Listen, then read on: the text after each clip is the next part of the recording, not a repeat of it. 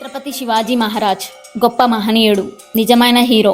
ఈయన 16 సంవత్సరాల వయసులోనే హైందవీ సామ్రాజ్యం యొక్క కళను చూశాడు. హైందవి స్వరాజ్ ఈ మాట వినడం వల్ల ఈ జనరేషన్ లోని కొంతమంది పీపుల్స్ అన్కంఫర్టబుల్ గా ఫీల్ అవుతున్నారు. ఈ రోజుల్లో మనం సెక్యులరిజం అనే ఒక ముసుగు వేసుకున్నాం. ఆ ముసుగులో మనం ఏ లెవెల్ వరకు వెళ్ళామంటే మనం హిందువులని చెప్పుకోవడానికి కూడా కొంతమంది షేమ్ గా ఫీల్ అవుతున్నారు. ఇలాంటి ప్రాబ్లం ఒకటి వస్తుందని ఆ రోజే ఆలోచించాడు మన ఛత్రపతి శివాజీ గారు. మన దేశం అన్ని వర్గాల ప్రజలను స్వాగతిస్తుంది. వారి వారి సొంత నిబంధనలపై జీవించే హక్కును కూడా కల్పిస్తుంది. అయితే ఈ స్వేచ్ఛను తేలికగా తీసుకొని మనపై దాడి చేయాలనుకునే వాళ్ళే మనకు శత్రువులుగా అవుతారు. ఇలాంటి సంఘటనలు జరుగుతాయని ఛత్రపతి శివాజీ ఆలోచించారు.